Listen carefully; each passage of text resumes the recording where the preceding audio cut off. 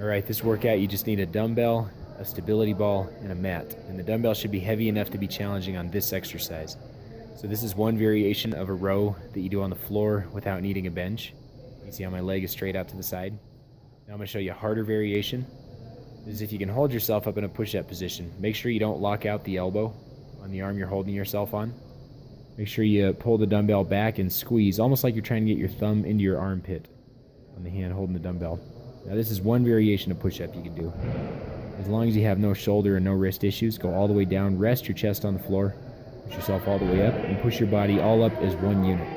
Don't push yourself up like you're doing the worm off of the floor and lifting your chest up first. Push the whole body up.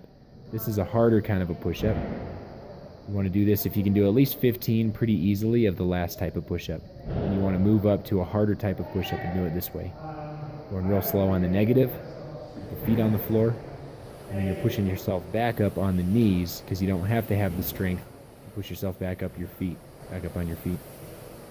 And this is an even harder push-up yet. This is a regular push-up.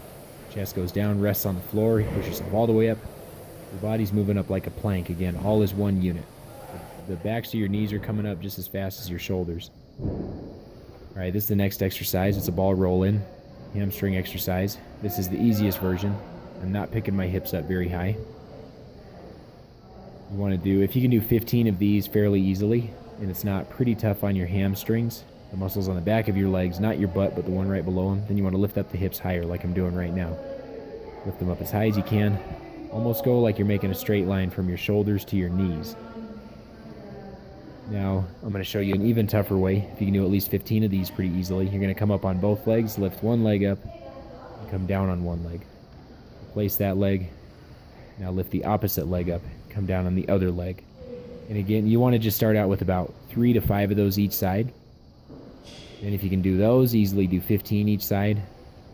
Then you want to do just one leg at a time, come up and down on that one leg. Next exercise is a plank on the ball.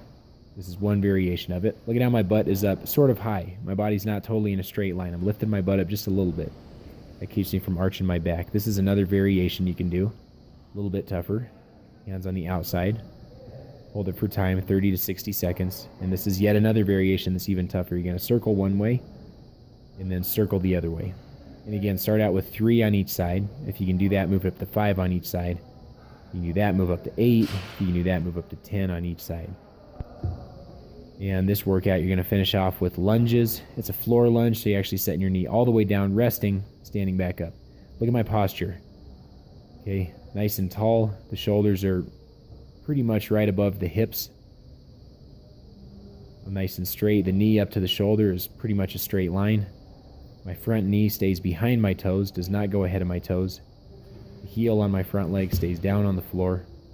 And then I change the view here so you can see my front knee. I want that knee to come inside the foot and the hip. You want to push that knee out, and you want some space between your two knees. Some space between your feet and between your knees, not like you're on a tightrope. And again, do 5 to 15 of these each side. 3 sets.